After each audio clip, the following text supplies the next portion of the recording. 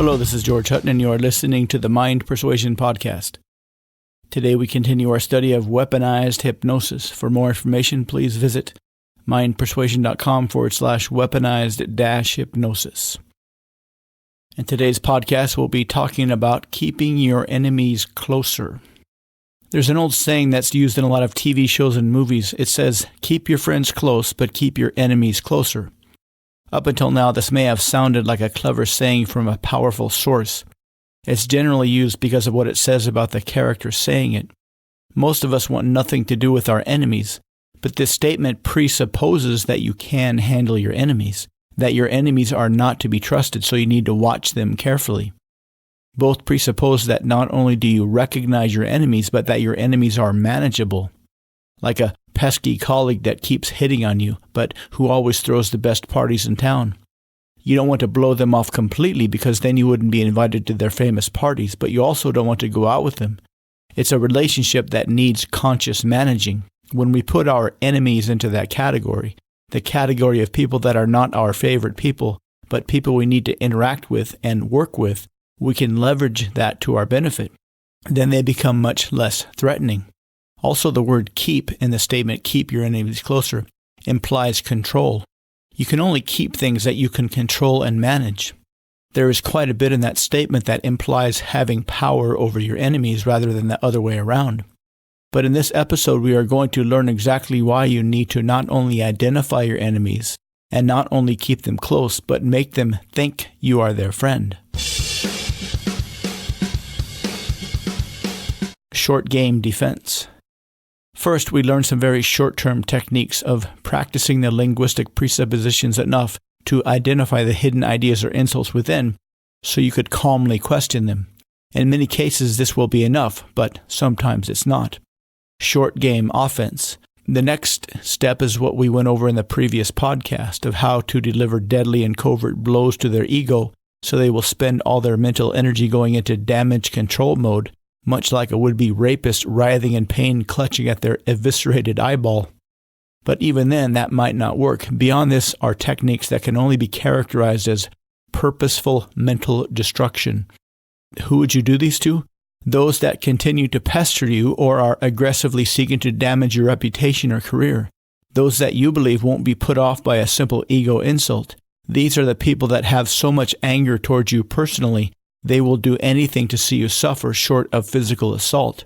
Just for the record, if any of your enemies ever crossed the line from linguistic and emotional assault to physical assault, forget the word games and literally, not metaphorically, gouge their eyeballs out. But short of that, when you have determined they are a long-term threat that won't be put off by simple word slams, it's time to really keep them close as an enemy. By itself, putting them into enemy category in your mind will always keep you on high alert when they are around. Then you can start collecting things about them, should you need to use them, that can be delivered with devastating emotional viciousness. And it will be so covert they won't be sure what hit them.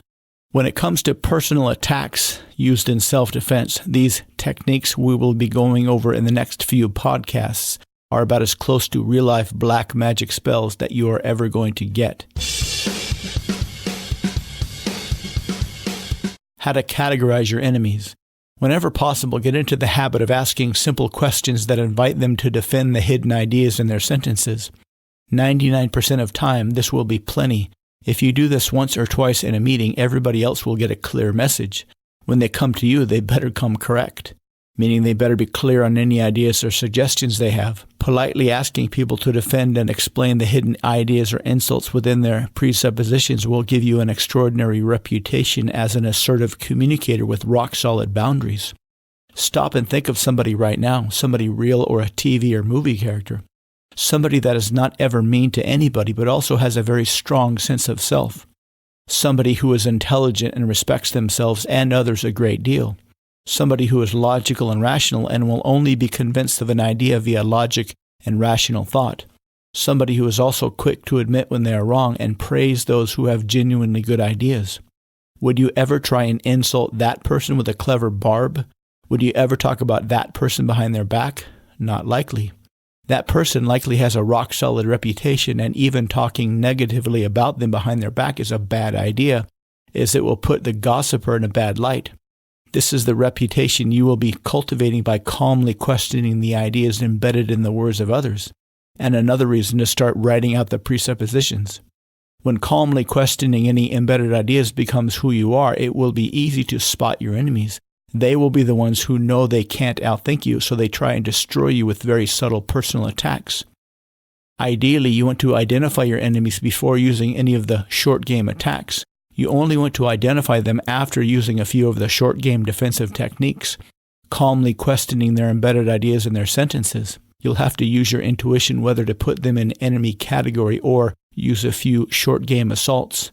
Because if you use a few of the short game assaults, the ego attacks, and they still don't back off, it's a little late to put them in enemy territory. Because for them, you will be in enemy territory. And an essential technique of being able to effectively manage your enemies is keeping them from suspecting they are considered an enemy. These techniques work best if they think you are their friend while you are busily collecting data and information that you can use to obliterate them. Whether you actually use that information is up to you. But once you put somebody in enemy territory and you start collecting potential information, more on that later, a funny thing tends to happen. Because you are slowly and methodically preparing for their destruction, they somehow realize on a subconscious level just how dangerous you are to them. And they'll slowly stop doing whatever it was that made you decide to put them on the enemy list.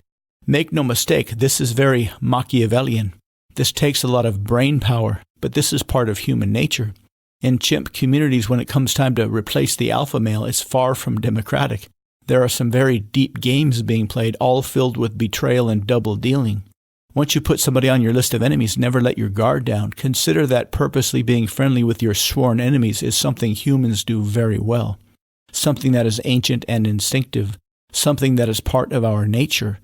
But what is not part of our nature is the extremely deadly skills we will be going over in the next podcast. I'm George Hutton. Thank you for listening to the Mind Persuasion Podcast. For more information, please visit mindpersuasion.com/weaponized-hypnosis. I look forward to speaking with you again soon.